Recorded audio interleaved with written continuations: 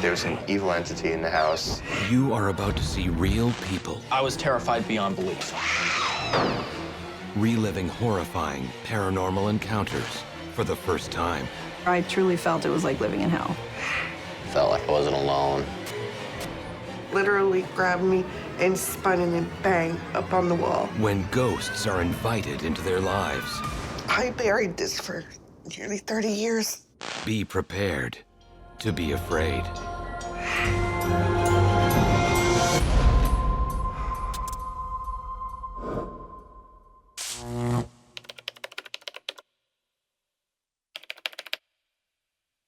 Take one.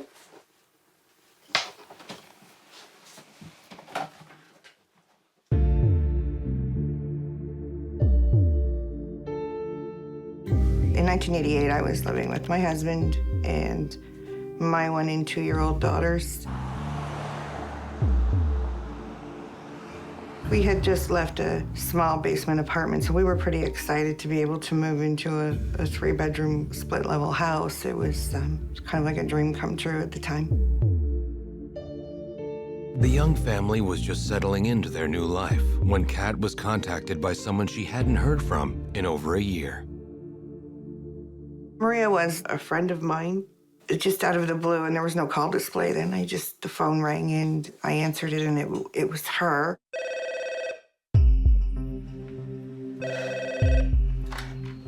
Huh?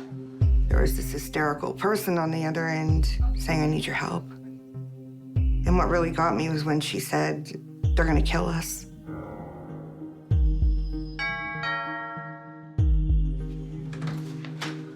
Well, she arrived on my doorstep with her son.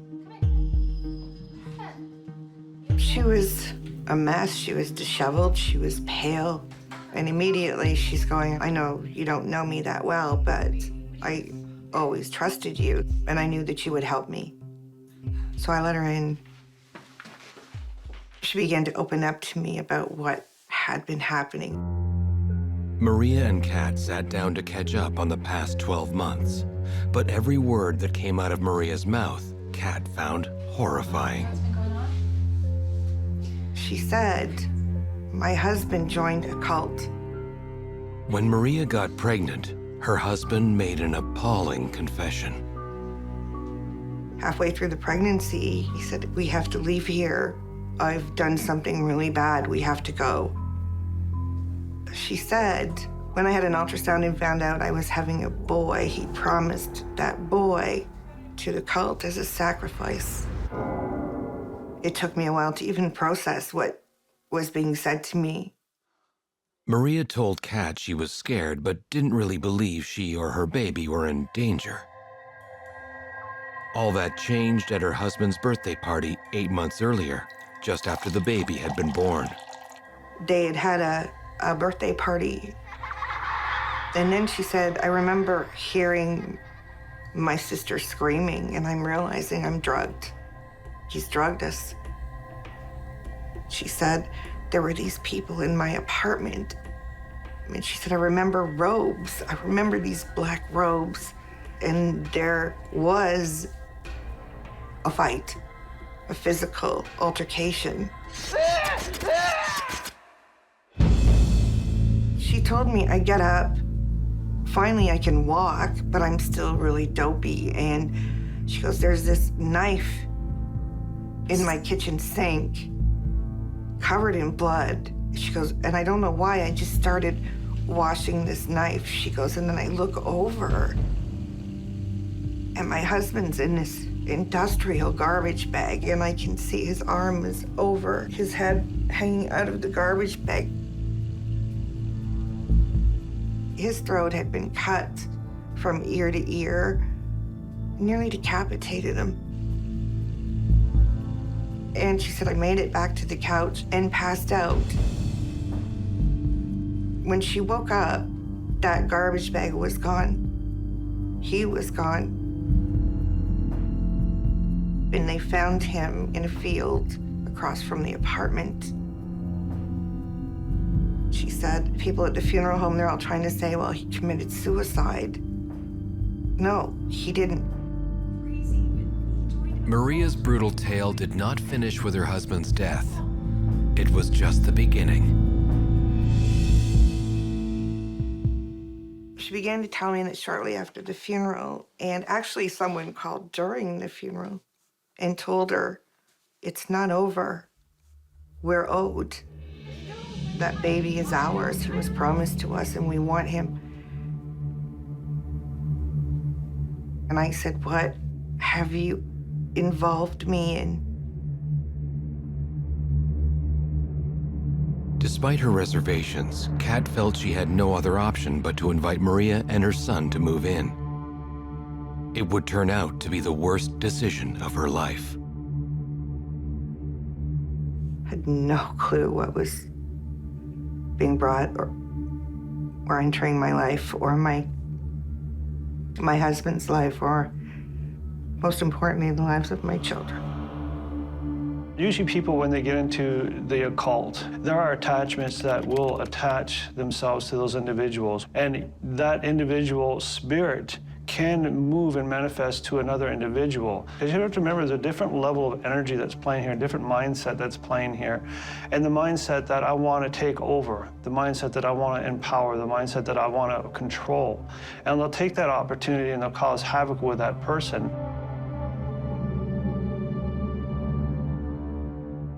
Shortly after Maria had arrived,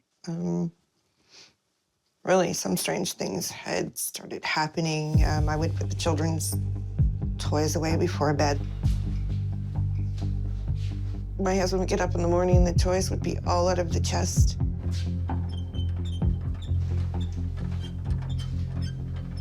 And he'd say, what are you doing? Like, why you always put them away? Someone's gonna trip. And I said, but I did. I did put them away.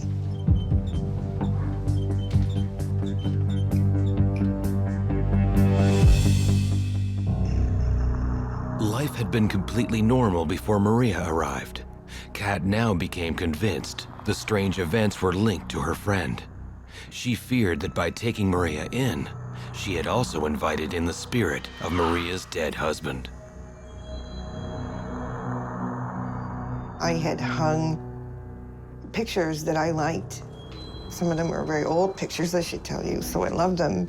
But they would be off of the wall. Some of them were smashed on the floor, like someone had just walked by and hit them and knocked them off. What was very painful, actually, was finding my wedding picture shredded. The glass was shattered, the picture is shredded.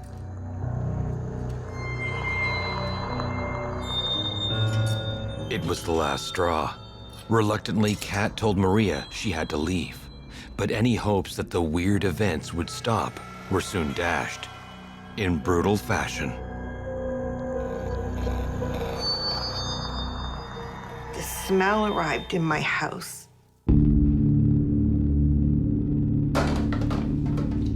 I was in the kitchen between dishes and I smelled this smell of rot, of decay.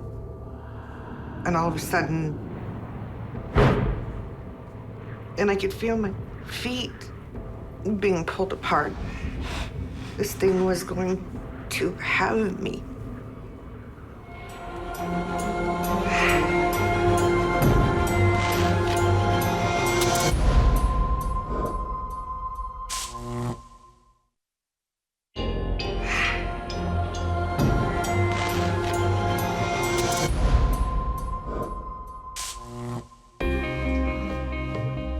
In inviting a troubled friend into her home, Kat Larston had also allowed a malevolent spirit to enter, and it was becoming increasingly violent. The smell arrived in my house. I was in the kitchen between dishes and I smelled this smell of rot, of decay. And all of a sudden,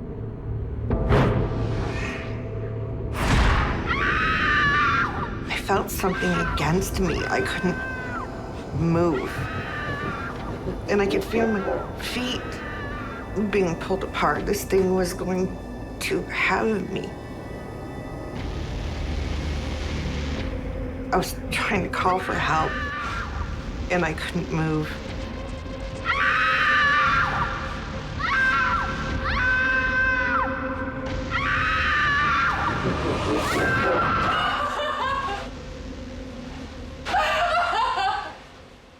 My husband saw my hips the next day, and I had bruises, just black. And he said, "Oh my God, like, did you fall or what happened?" And I said, "No, I was attacked."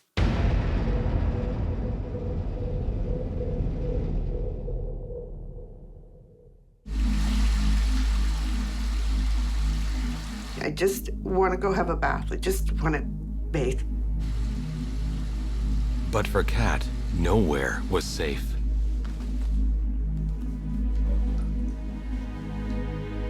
I feel his hand. It literally, the fingers were on either side of the tops of my ears, and it pushes me under the water. I remember going, I have to get out of here. To tell him I have to get out, I have to get out.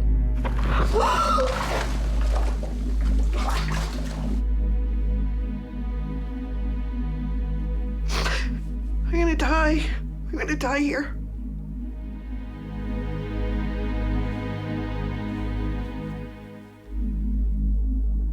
I remember thinking, oh, just kill me. Just kill me.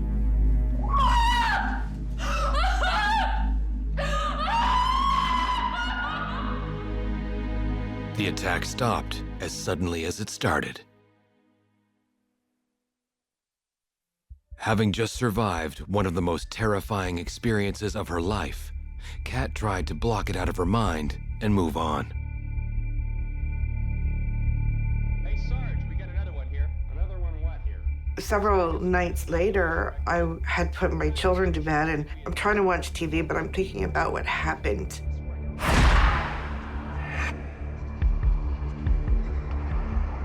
Kat was confronted by an enormous shadow figure.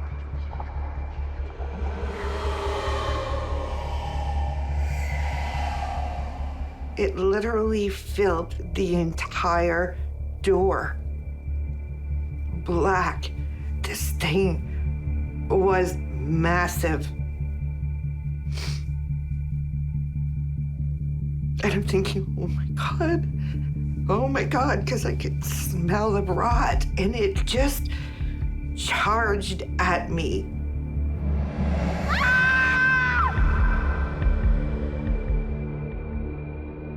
Once again, just as Kat thought she could take no more, the attack suddenly stopped. With her husband away, Kat was terrified of being in the house with just her young daughters. She asked her mother to come over. My mom was coming over. Hi. And so I had this big floral picture I had put up, and I'm standing there talking to my mom, and it just flies off of the wall and smashes. And all of a sudden, something's got me. It literally grabbed me and spun and then bang up on the wall. And my feet come up off the floor, and the nail where the picture is hung, I'm slammed against the wall, and it's pulling me down, and the nail is gouging my back, and my mom is screaming, "What's happening? What's happening? What's going on?" And I said, "It's gonna kill me." I was just sobbing. I just said, "It's gonna kill me. You have to go. Take the girls." I said, just go. It doesn't want you. It wants me.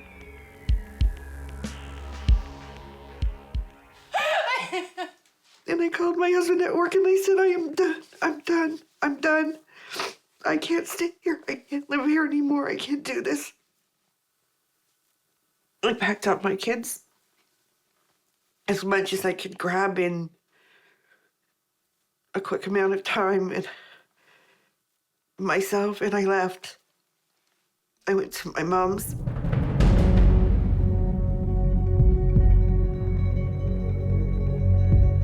did call Maria's dad and I said, I need to talk to her. There's more to this. I need to talk to her.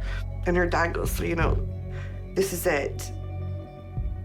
I mean, after today, don't come back. If you come back, what's been happening to you will get worse.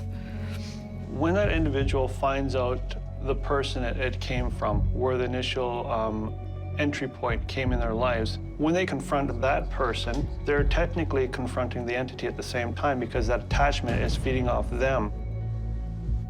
I don't even recognize the face on this girl, and she's wringing her hands. I said, I'll always love you, but I can't ever see you again. I said, please. Before he kills one of my kids, please. This is your problem. I said, you should have never brought this to my home, to me.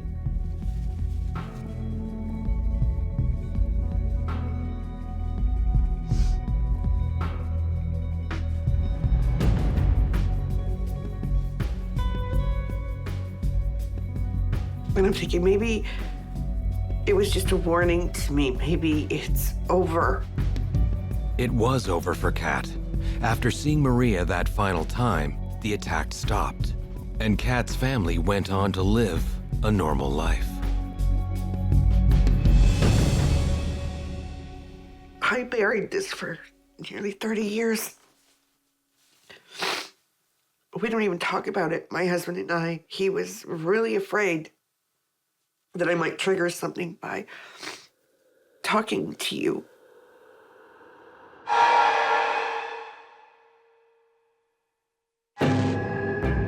Invitations to entities from the dark side are not easily revoked. Once a door is opened, the spirit world has a habit of sticking around.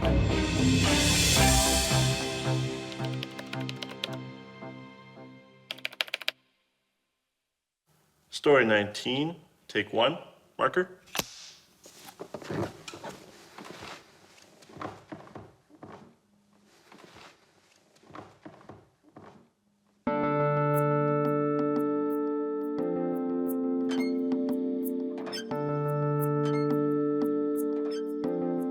After struggling with some health issues, Dustin Terry had been looking for a new and cheaper apartment for him and his son Austin to move into.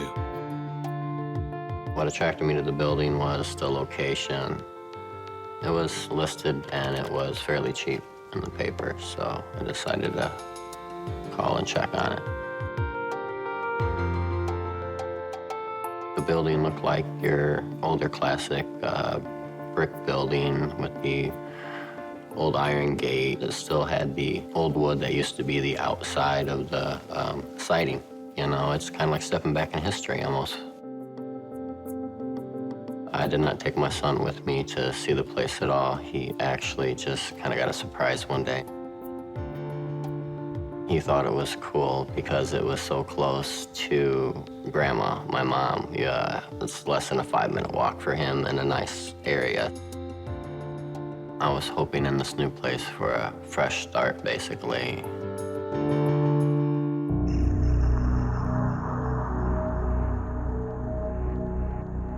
I was downstairs doing a little bit of laundry. The feeling I felt was just like you were being watched.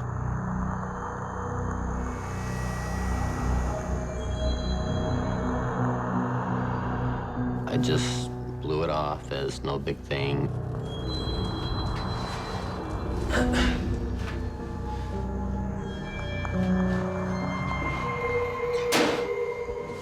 Let's go.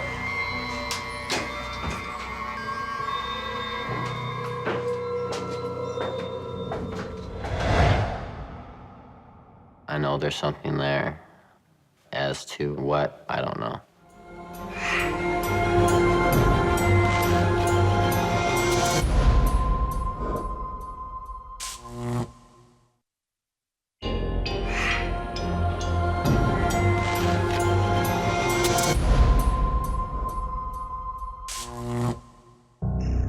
Dustin Terry had just moved into his new apartment when he started feeling like he was not alone. I was downstairs doing a little bit of laundry. The feeling I felt was just like you were being watched.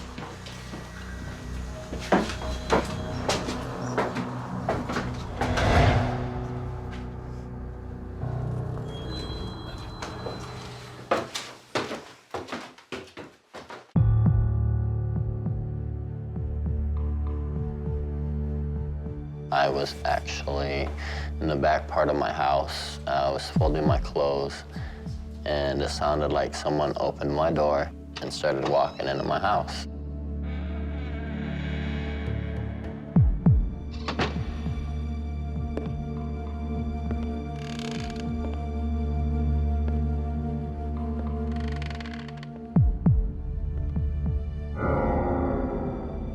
When I looked and seen no one there, it was mainly confused. There's just no way to explain it, really. I did not think about wanting to tell my son anything. I didn't want to bring that to his attention at that young of an age. Dustin had started to feel increasingly paranoid in his home. He didn't want to tell his son Austin about his experiences for fear of frightening him, but the unwanted visitor left him with no choice. I was at home. We were sitting down in the living room, and one can out of the middle fell off.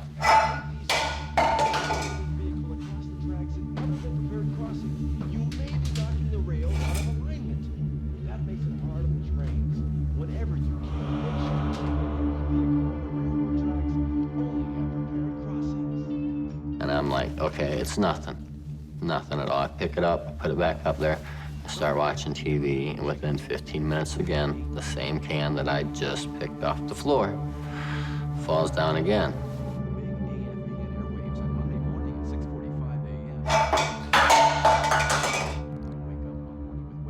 I was still confused. I still didn't want to admit it because I was still along the lines of, these are older apartments. I was like, no, it's got to be something that's very explainable. It just has to be. When spirits do things like pushing cans off the shelf repeatedly, the same thing, or open a door, the same thing, it's their sense of letting the physical people know, I'm still here, I still exist, and that their process is, I still can do these things.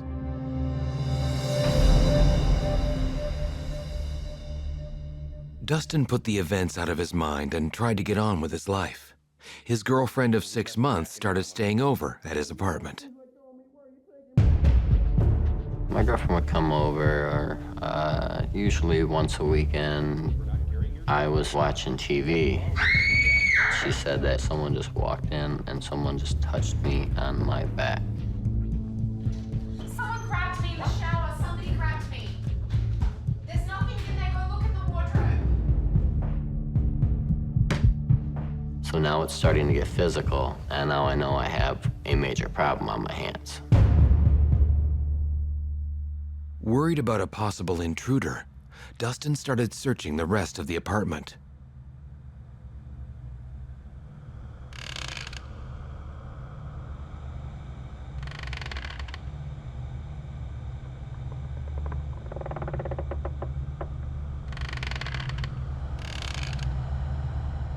She said it was just kind of eerie, odd. She just felt a presence, like someone was standing behind her, and she didn't seem too comfortable at that point in time.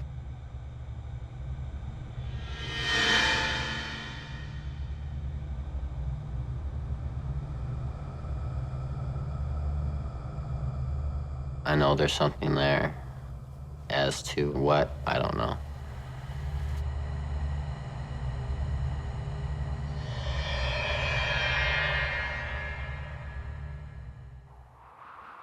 Dustin decided the strange incidents were putting his son and his girlfriend at risk, and he needed help.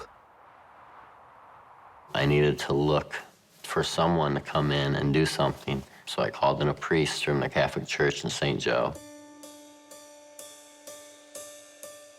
Like, well, I think that a house blessing will help you, and I think we should start one. So I said, okay. So without him knowing about it right away, I grabbed my cell phone and turned on voice record, and I put it in my back pocket just to see.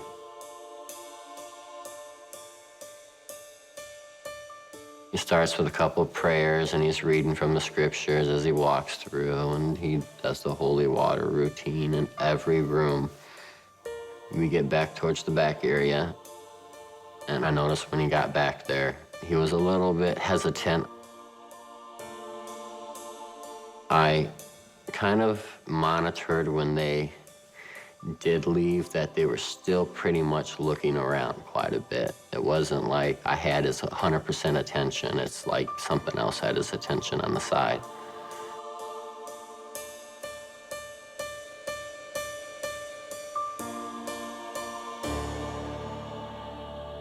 Dustin was not convinced the blessing had worked. After the priest had left, I decided to take the audio and transfer it over to my laptop.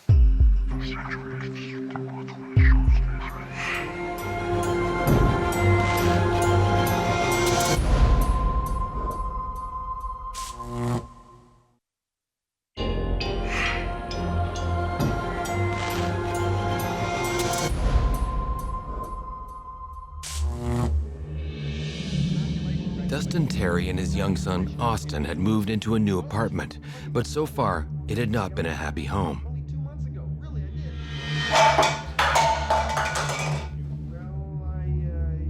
Dustin felt that someone or something was sharing their space, and he had called in a priest to do a blessing. After the priest had left, I decided to take the audio and transfer it over to my laptop.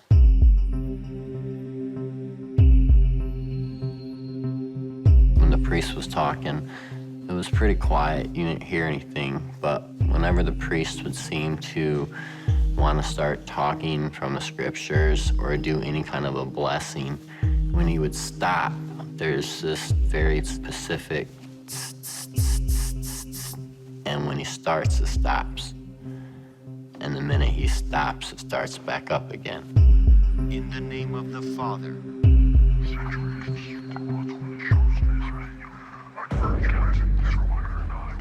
Something's talking back to him and doesn't want him here. The Son and the Holy Ghost. After I heard the recording, you know, I was in a predicament as, do I stay or go? I'm very tired of not feeling comfortable, tired of not knowing if my kid's gonna be all right in the middle of the night, or if he has seen more and he's just not telling me, because I don't think that's a very good environment for a 12-year-old. It didn't take long for Dustin's doubts about the blessing to be proved correct. One day, me and my son were coming up out of the basement from the laundry room. You hear a whisper again, you know, you can hear some footsteps, and we made it to the stop step, and we stepped onto the carpeting, and there was clearly coming up.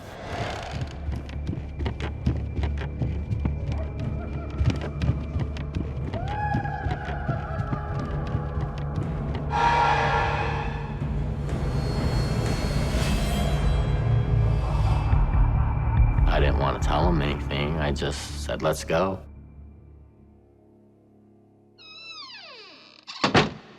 When you can't see something and you can hear the noise obviously going on, it's one of the most scariest things I think I've ever actually really been through.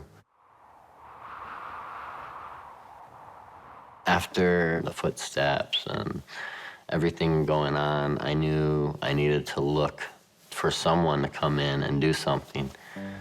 So I reached out to Lori, to the Paranormal Society. I could tell in his voice that he was scared, and it was a very disturbing experience that he had been having. But the more people that I talked to and found out that I'm not the only one that was having these experiences. Lori and her team started an investigation into the apartment building and spoke with Dustin's neighbors.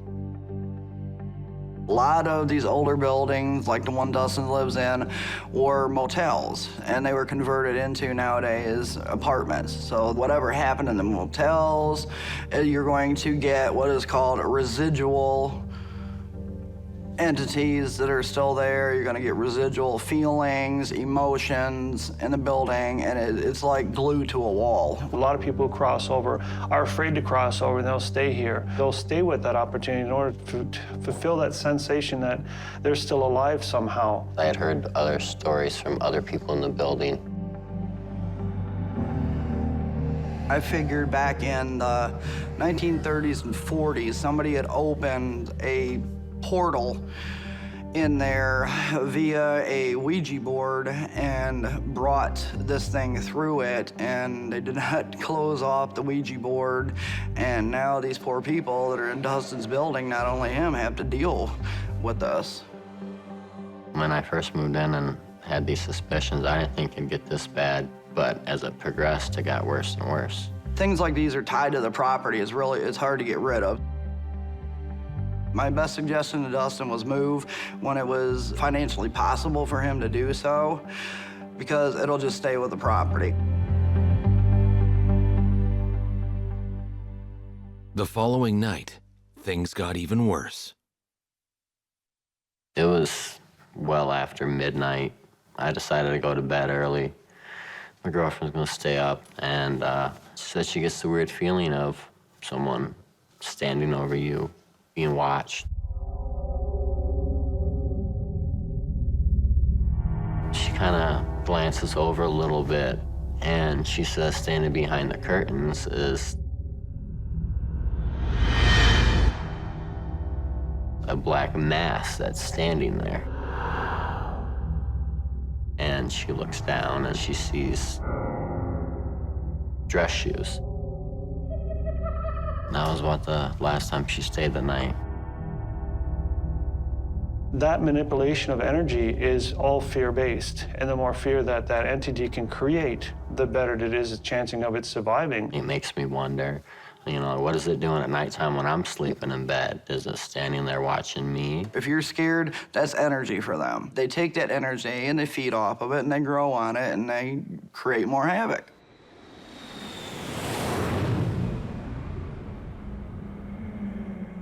Two days later, I could hear the sound again of somebody walk through, but this time I'm able to see that direction. And I can hear someone walk through my house, walk through my living room, and walk into my bathroom, and it walks back out. And instead of hearing a normal close of a door, it's like someone slammed the door.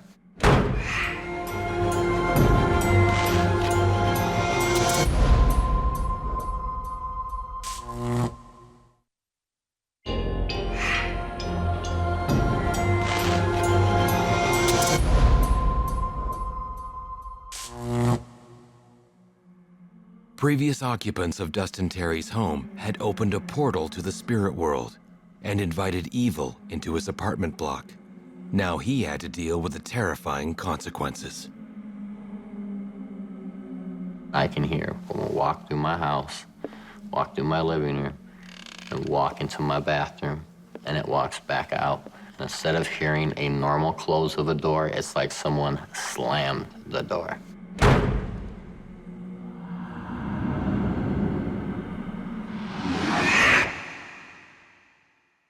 And I was done. I was literally done. I got up, it must have been 12:30, 1 o'clock. I grabbed my wallet, my cell phone, and I took off walking for the next 5 hours that night. Now I don't stay at home unless either my son comes over or my girlfriend comes over. I refuse to stay the night in my house alone. For now, Dustin Terry is stuck in his haunted apartment, but can't wait to move out. I spend a lot of my waking moments every day trying to find a different apartment, a different place. Whether spirits are invited into a property through people meddling with the occult or by simple accident, the results can be equally devastating and can affect the victims for years afterward.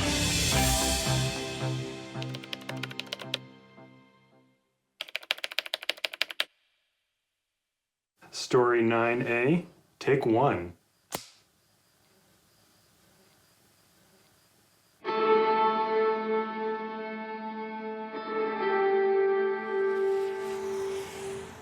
I had just moved to Lansing.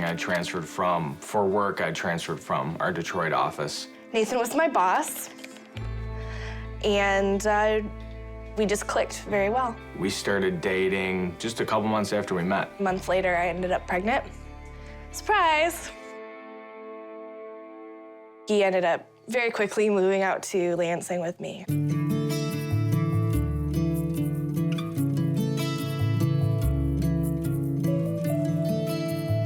we got the house together, and I'm a stay-at-home mom, so it's important for me to find a house that I feel comfortable in.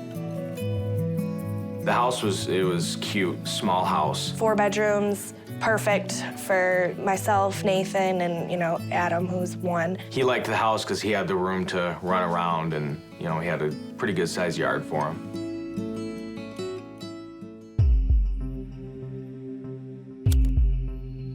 Lillian is a practicing Wiccan, and she saged her new home to cleanse it of any negative energy. Being a Wiccan and being a witch, you have to protect yourself. You have to protect your family. She would go around the house with it kind of smoldering, and she would have a prayer that she would say. When someone cleanses their house with sage, they're going from room to sweeping out the rooms, to removing the cobwebs of negative energy. That intention is very powerful, very strong. She knew I came from a Christian background. I was, I guess you would say, typical closed-minded, about those types of things. And it just always seemed real cheesy to me. Adam started seeing a little boy. Got him up. He started complaining about it, like, he's just out there and he's watching me. I was playing with Adam, and he had brought up the little boy being outside.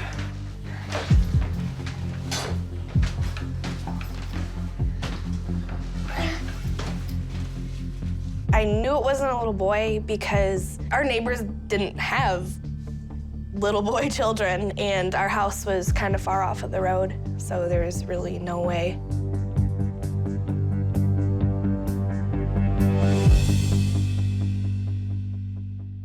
I knew it was a ghost. I knew. I right away. And I had asked him, is he scary? Does he frighten you? Does he make you uncomfortable? And he said no. So I told him, I said, well, tell him to come in and play with you. And right away, he said, come on in and play. He shouldn't have done that. It started creating some really bad problems. When a child invites someone that's their play children, that's outside, they're playing and they're coming in the house, that spirit will manifest itself into a little boy, a little girl, a little friend. And sooner or later, that entity will start ostracizing against the mother and the father.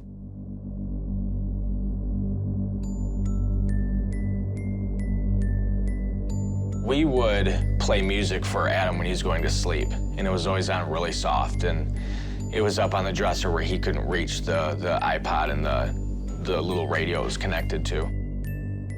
We were just laying in bed. It was like 2 o'clock in the morning. We were watching TV, and I heard music, and it was like really loud.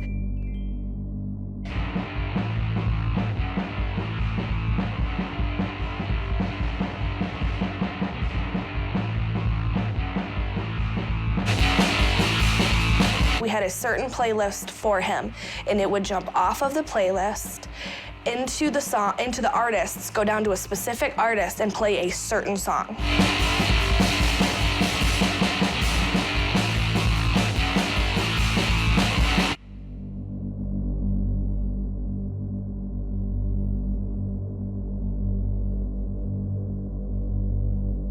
It got to the point where it was almost a daily occurrence. I was afraid that it had something to do with, in me inviting the ghost or whatever it was inside the house. And having been invited in, this entity was only going to get worse. When a negative spirit enters your house, it feeds off of the negativity, not just fear, but off negativity. So it makes people fight inside their homes. There was an incident where we were arguing. Wait! What about you? Your boy!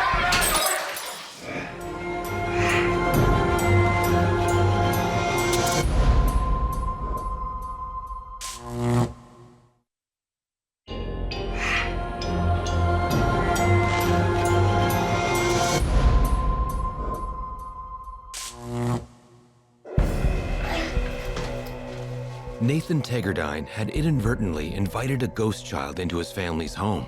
His wife Lillian knew immediately that he had made a huge mistake. I started to feel really uneasy. Just about the atmosphere of the house had shifted. It went from being a comfortable home just to a real uneasy feeling all the time. When a negative spirit enters your house, it feeds off of the negativity, not just fear, but off negativity. So it makes people fight inside their homes. There was an incident where we were arguing. Wait! What about you? Your boyfriend!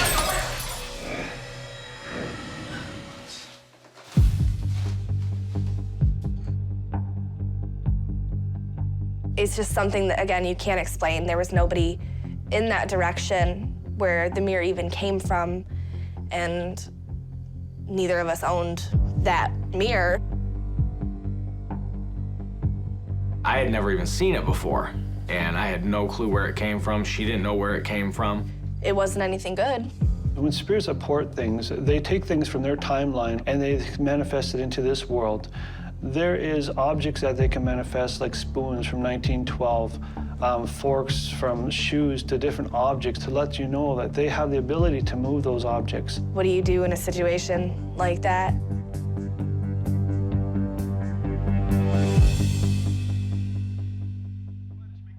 The frightening events were putting an increasing strain on Lillian and Nathan's relationship. We were laying down watching TV, and I felt a knock from underneath the bed. And at first, I thought it was my imagination, because it was a pretty hard hit.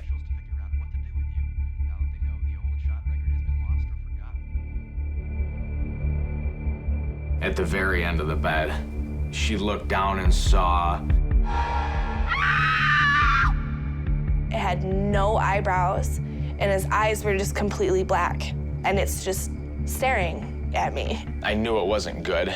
I knew it wasn't something positive. I knew it was something that couldn't have the best intentions. Causing harm was something I was afraid of. I was afraid of that's where it was escalating to. It was getting to the point where it either could cause harm or was going to try to cause harm to somebody. Looking to escape their troubled home, the family decided to relocate.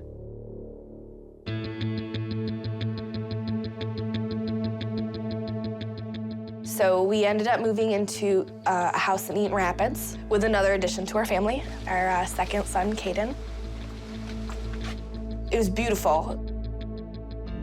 My aunt actually owned it, and we were renting from her. And this was a house that Lily had talked about wanting to live in since we got together. 5-bedroom, fenced-in backyard, perfect for the kids. So I was really excited. I was pretty confident that it hadn't followed us. Whatever it was staying, staying put. Nathan could not have been more wrong. Having been invited to join their family, the evil that had been plaguing them started up again. Almost immediately after we moved in, I started to experience things.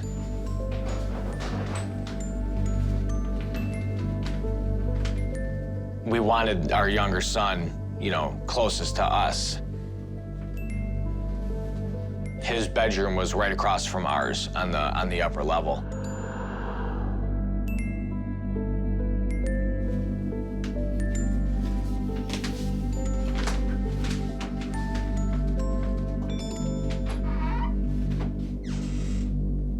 I think he was crying pretty dramatically, and we went up into the bedroom, and his crib was pulled away from the wall. All the way next to the edge of the closet door.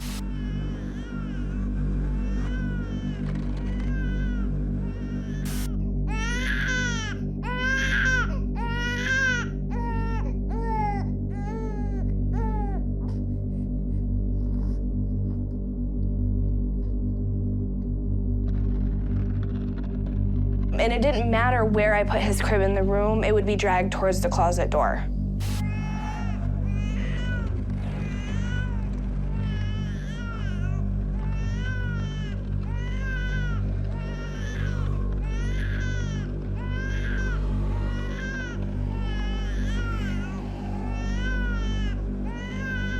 At that point, I would get a really negative feeling being in that room.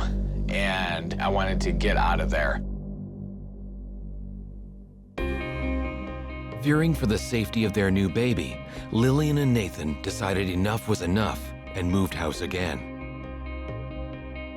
Within a week, I found a house, I put a down payment. We were set to move. It really was hard to have to move out because I really did want that house. Since all of that happened, I'm not skeptical at all when it comes to paranormal experiences.